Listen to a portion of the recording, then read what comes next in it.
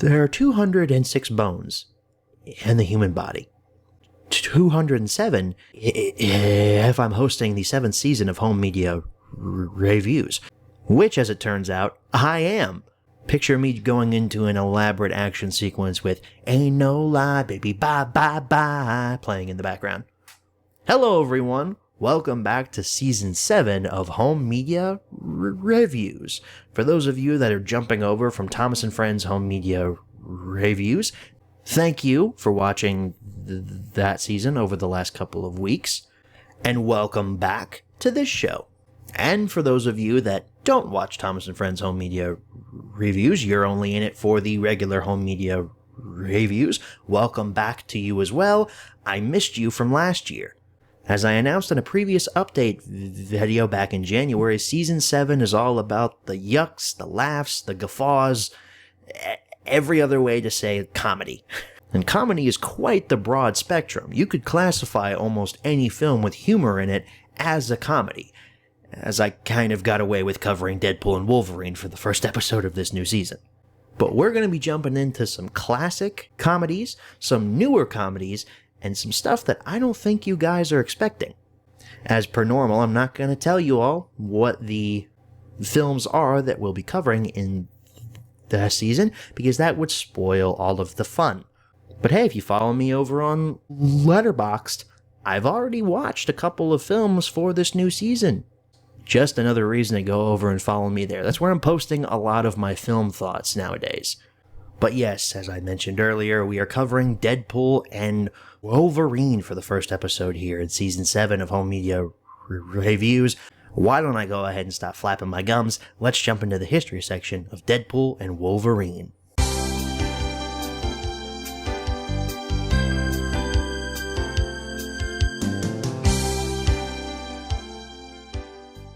So Deadpool and Wolverine hit theaters on July 26th, 2024. On a budget of $200 million, reportedly $200 million, double that from marketing, the movie probably cost about $400 million, probably closer to $5 to be honest.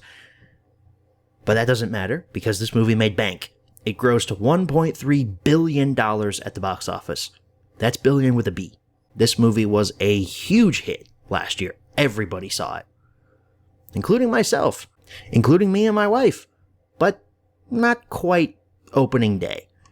We were actually on vacation with my family in Gatlinburg when Deadpool and Wolverine hit theaters, so we didn't get to see it until a few days later when we finally got back. But man, was that a wonderful theatrical experience. I ate this movie up. I absolutely adored it the first time I saw it. I, of course, picked up the 4K when it was first made available in stores, watched it on there, loved it again, and then watched it leading up to this review. Speaking of that 4K, it came out on October 22nd, 2024, along with a Blu-ray and a DVD. The Blu-ray and the DVD share poster art. The 4K is the one that's the odd one out here. I do like the 4K artwork more than the Blu-ray one, though. The Blu-ray one seems a little bit bland to me. This wouldn't be a Marvel movie if we didn't have exclusives to talk about. First one up is a Walmart exclusive Blu-ray with new poster art. But not only that, ladies and gentlemen, there's a fold-out of the giant battle with the entire Deadpool Corps. I believe they did this again with Captain America: Brave New World. I don't mind this. It's fine. I just kind of wish it was the 4K, because I definitely would have picked this up over the standard 4K. There was a 4K exclusive, 2 of them to be exact. Dual steelbooks were released, one with Deadpool and one with Wolverine on the covers. They actually weren't exclusive, that was a lie, my apologies, but they were mostly sold online, like on Amazon. These things cost $50 each. And they sold out incredibly fast. In case you were wondering, I would have wanted to get the Wolverine one. But combined with the fact that they sold out within 20 minutes of them being online, and they were $50, no, Disney. You're not getting me to bite on that one. That's another thing too. That's a whole separate discussion with Disney and now Sony with these 4K steelbooks that are $40 to $50 each nowadays. I don't understand what the goal is here. I understand that steelbooks are premium packaged items. They are super nice. I love steelbooks. I have plenty of them. I'm surrounded by them at my desk right now. I wouldn't be surprised if scalpers wound up with stacks of these steelbooks, because as far as I know, a lot of collectors didn't bite at this price. I just don't understand what the goal of selling these for $50 is. I don't even understand what the goal of selling these for $40 is. $35 was pushing it, all right? I remember back in the day when Marvel steelbooks, Disney steelbooks, and any other steelbook under the sun was $35 at Best Buy. Hell, I'm ashamed to admit this, but I bought Thor Love and Thunder for full price on steelbook at Best Buy. I don't even like that movie that much, and I paid $35 for it. Because that steelbook itch must be scratched by collectors. And damn it, maybe if I was making the money that I'm making now, I might have bit on that Wolverine one, because it looks really cool. But then if I would have got the Wolverine one, I would have had to get the Deadpool one, and it's the same film. And that's a double dip right out the gate. You know, I'm not saying I don't double or even triple dip on films. I definitely do that with some of my favorites, but you're asking me to pay $100 plus shipping for both of these? I don't think so. We do have one more copy to talk about here for Deadpool and Wolverine, and it's one that's relatively recent. On February 3rd, 2025, a Deadpool 3-movie collection Blu-ray set hit store shelves. This, of course, included Deadpool, Deadpool 2, and Deadpool and Wolverine, all on Blu-ray with a digital copy included for each film. And surprisingly enough, not a month ago even, when I walked into a Walmart, I saw this on store shelves. Granted, that doesn't necessarily mean that it's being printed now. Pretty sure that was backstock sitting there, left over from February, but it was still cool to see. The artwork, again, is a little bland, using stock art for the first Deadpool film. Not sure why they used Blind Al for Deadpool 2. I definitely would have used Colossus or something like that. Wolverine holding Dogpool makes total sense for Deadpool and Wolverine. That's perfect. But that, ladies and gentlemen, wraps up the history section for Deadpool and Wolverine. Let's go ahead and move right along to the close-up.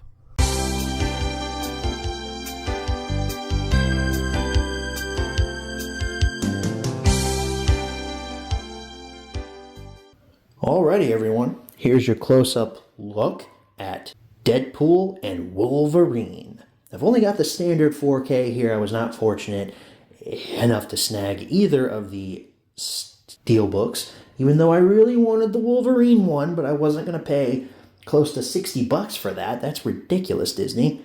So up at the top, 4K Ultra HD plus Blu-ray plus digital code, the film's title, and the poster art is all inside of Deadpool's head, with Wolverine there in the middle, with a whole bunch of Deadpool variants making up the rest, including Nice Pool, sorry, and then there's Dogpool as well.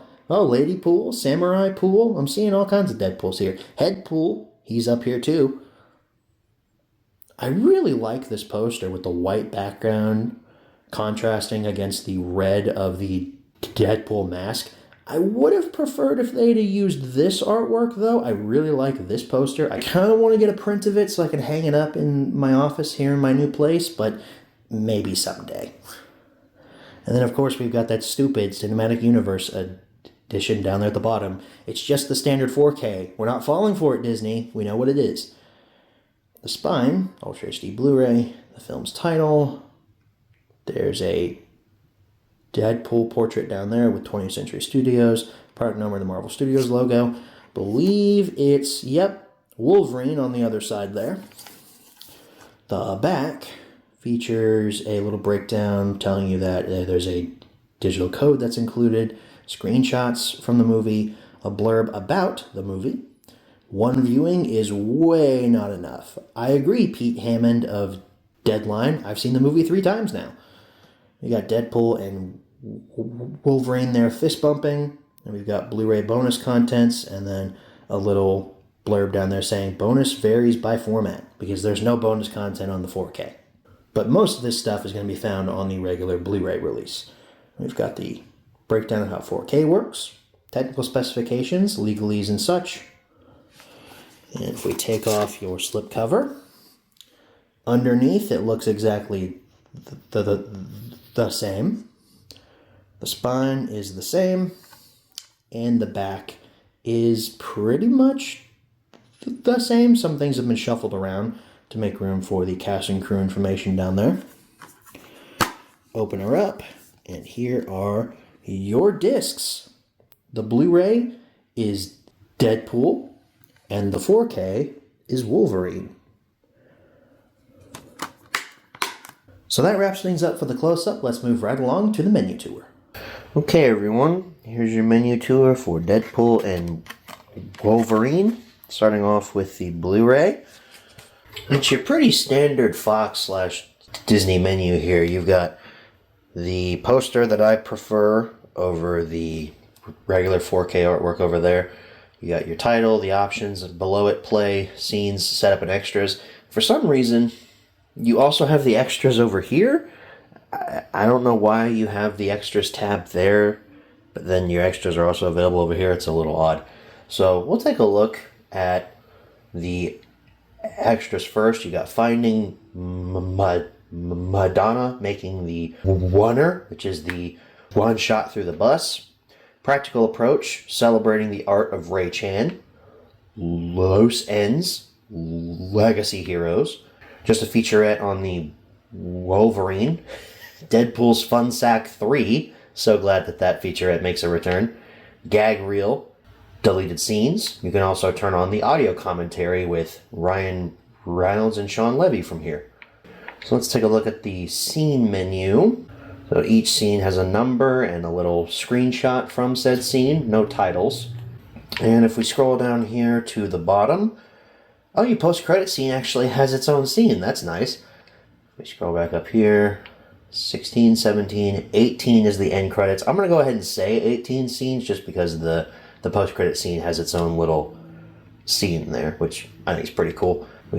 So for setup, you just have this little audio and subtitles submenu here. Going to audio, we have a 7.1 master audio mix, a 2.0 descriptive audio mix, French 5.1, Spanish 5.1, and then there's the audio commentary again. And then for subtitles, we have English, French, and Spanish. Okay, and here is the 4K menu tour. It's similar to the Blu-ray, although your options are now over here on the right side of the screen. But you still have the same artwork on the left. Let's take a look at the scenes. How much you want to bet they're the exact same scenes as on the Blu-ray? Let's find out together. Scroll down here at the bottom. Yep, same ones. Take a look at setup. At least for setup, our audio options will be different because we have a Dolby Atmos mix instead of a 7.1 mix. Other than that, though, everything else is the same as the Blu-ray. Although, no, Spanish, 7.1 mix. French is still 5.1, though. Subtitles are the same as on the Blu-ray. But we also have this little option down here, menu languages. You can change your menu language to French or Spanish. Why you would want to do that? I don't know, but the option's nice to have. And the only extras available on the 4K is the audio commentary. No featurettes or anything. You can only find those on the regular Blu-ray. That wraps things up for the menu tour. Let's go ahead and head on back and answer the 5 main questions as always. Alright, so we're back from the close-up. Now it's time to answer the 5 main questions as always. Number 1, where can you pick this product up? Hey, if you walk into a Walmart in Kentucky, you might be able to find that 3-pack still sitting on store shelves. But for the most part, this is available on Amazon. Number 2, is this product still being printed nowadays? God, I want to say yes because I found that 3-pack, but I just don't think that I can. That was back in February, and I can't bring myself to say yes for this. No, it's not. Number 3, should you pick this product up? So we start off my notes here with, hey, there's a Deadpool clip in the Marvel logo. He looks as surprised as I am to see him in an MCU film. The opening scene of Deadpool digging up the corpse of Wolverine was just the perfect way to open up this film. It's established early on that Logan did happen, and Deadpool doesn't give a shit about respecting that movie's ending. You'd think that would piss me off because Logan is practically perfect in every way, but it doesn't. That version of Wolverine is dead. He died a hero, and playing it for jokes doesn't bother me here. I know what movie I'm in for from the opening scene.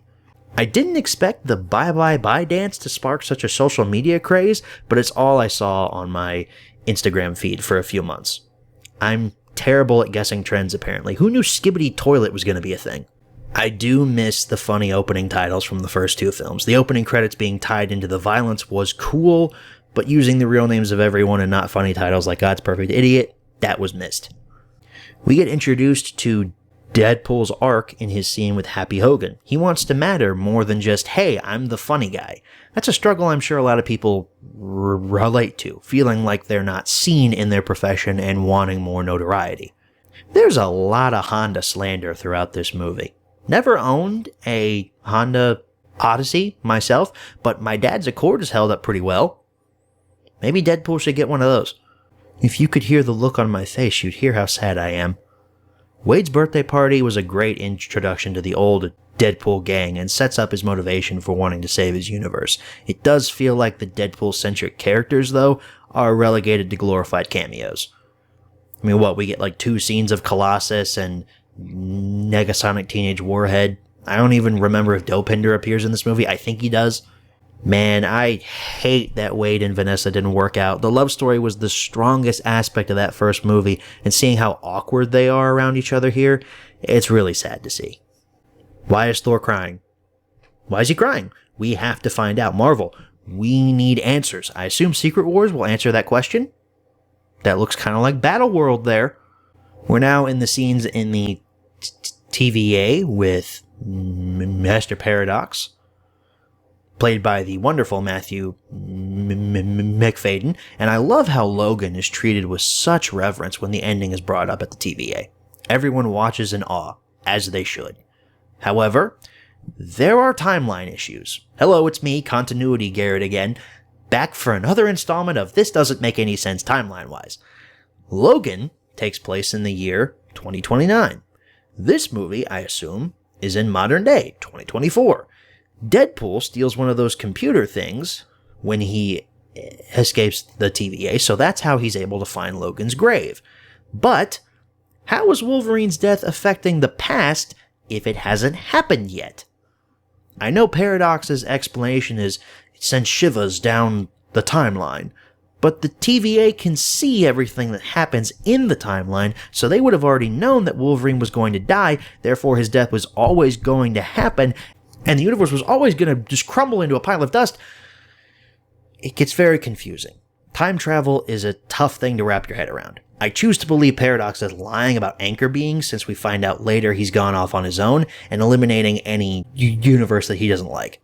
Dude, when I first saw comic accurate Wolverine, I lost my shit. So funny. The exaggeration of his height is just perfect. Seeing Age of Apocalypse, Wolverine, the true old man Logan, classic brown suit, patch, crucified Logan, just wonderful. Now, you fought the Hulk in this outfit, right? I Marvel Jesus, you dull creature! Seeing Henry Cavill in those mutton chops was the perfect end to that way too short montage. And did you notice he did the arm cock thing from Mission Impossible when he popped his claws? Marvel, please hire Henry Cavill as the MCU's version of Wolverine. Please. We will treat you so much better than those shit fucks down the street. I had the same reaction as Deadpool when I saw Logan in that comic-accurate yellow suit. That only took 20 fucking years.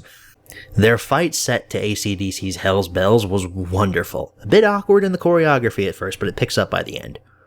I'm a huge AC/DC fan. I love it when they appear in any kind of movie. I totally fell for that Chris Evans fake out, though. Never expected him to say flame on again. His death was also very gruesome. Horrible way to go. Cassandra Nova, Emma Corrin, I believe is how you pronounce her last name, is a really fun addition to the MCU. She plays this role really well, and it's super creepy when she does that trick with her fingers. My brain could taste your fingers, and they tasted like hate! So I'm going to call this character Nice Pool, as well as his dog, also known as Dogpool, are introduced after the escape from Cassandra's compound. Love how Ryan Reynolds overemphasizes that Canadian accent. Sorry about that. Sorry. Come here, girl. My favorite quote from this movie is also said in the scene where they meet Nicepool. It costs nothing to be nice. Shut the fuck up is also free. Road trip in the Honda Odyssey quickly turns into a brawl in the Honda Odyssey, which was brilliant. The coexist bumper sticker shot always makes me laugh. More people I never thought we'd see in a comic book movie again. Jennifer Garner and Wesley Snipes back as Elektra and Blade? What an entrance they have with that main score. And then fucking Channing Tatum walks out in that comic-accurate Gambit outfit. This is the dream. I'm living the dream. If it was a great dream, though, Wolverine would not be drinking Jim Beam. That stuff is swill.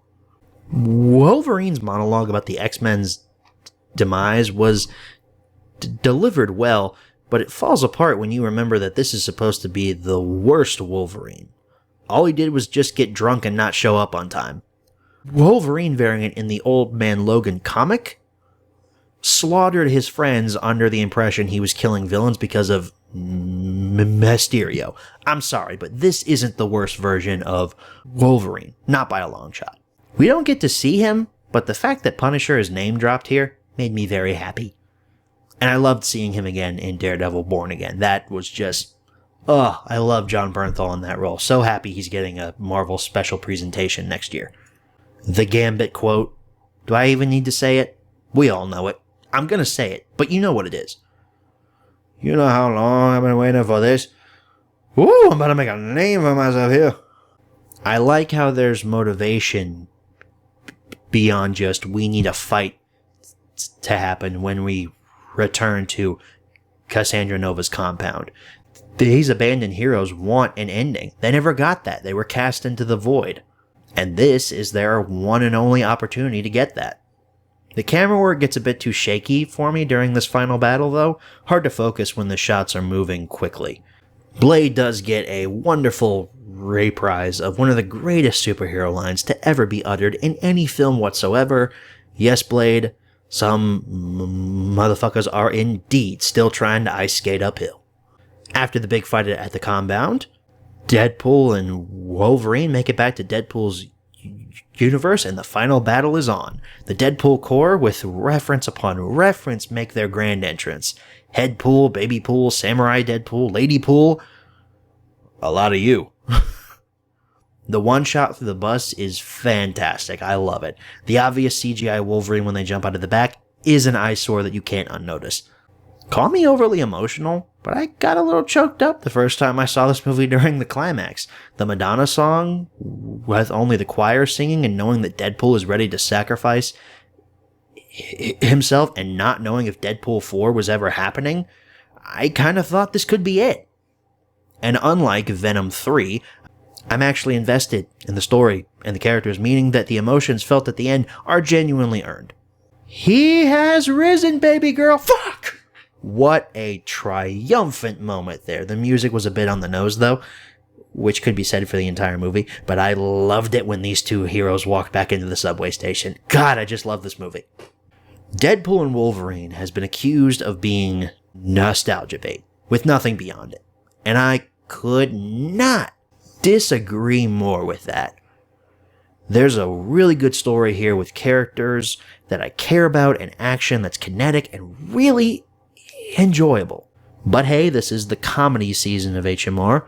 How does the comedy hold up throughout? Do the jokes land? Yeah, most of them do, especially upon a rewatch. There are a few jokes that go a bit too blue for me. This feels a little bit less, I don't want to say less mature than the previous two films, because the previous two films weren't really mature in a sense. I'll say the comedy is just as funny as the previous two. There are a few moments that go a bit too blue for me, though. There are a few jokes that don't land for me, just like in the first two films, but comedy is subjective. And overall, the comedy works for me. Deadpool himself completes another satisfying character arc, and Hugh Jackman hasn't lost a step. He is so good as Wolverine. And these two have fantastic chemistry and carry this film to the finish line. despite some timeline discrepancies and maybe a joke or two that didn't really work for me here or there, I absolutely recommend Deadpool and Wolverine. Number 4, where should you pick this product up? Same answers as number 1. And number 5, what price should you pay? That is a bit of a tricky biscuit, ain't it? Because eBay is kind of all over the place with what people are trying to sell this movie for. Blu-rays and DVDs of this are pretty non-expensive, but apparently the 4K with a slipcover is like worth almost full price according to some people on eBay. The 4K without a slipcover, though, you can get for probably around 15 to 20. I was lucky and bought mine when it first came out, so I don't have to worry about not having a slipcover. I'm not going to give you a price on the steelbooks because some scalpers out there are trying to sell these things for way over market value. Triple digits, guys, really, just for one of them, nobody's going to buy that. And then the 3-pack, I'm pretty sure the MSRP on that's probably like $20-25. So if you can get it for that, that's perfect. You get 3 films in one little package. Cool. If you don't own any of them, go ahead and pick that up. I'd actually argue that's the best value, because if you don't own any of these other movies, you're probably going to pay about the same price to get them all individually, as opposed to just having them in one case and saving space on your shelf. Well, everyone, that wraps things up for the HMR on Deadpool and Wolverine, and that brings the Season 7 opener to a close. I am so excited about this new season. I don't know if you guys can tell, but I love comedy films. Comedy films are just some of the easiest films to actually watch. Some of these episodes coming up, though, might be a little shorter than your normal HMRs because there's not a lot to dissect when it comes to comedy. Did I laugh at the jokes? Did I care about the characters? And was the story interesting? There's not a lot of deep themes in a lot of comedy films. And hey, that's fine. Surface level entertainment is not something to be ignored.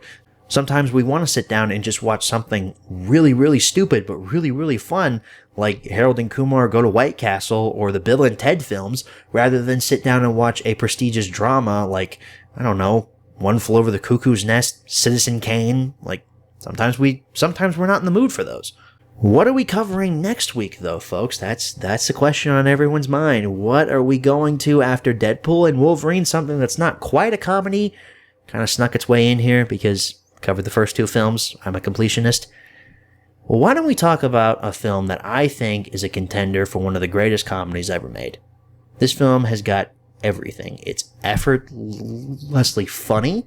It's got great performances from all 4 of its lead actors. And it's even got a little bit of horror thrown in there. Next week, who you gonna call when we cover Ghostbusters on Home Media Reviews? I hope you guys are hyped up for that. Thank you all so very much for watching, and I will see you all then. Good night, everybody.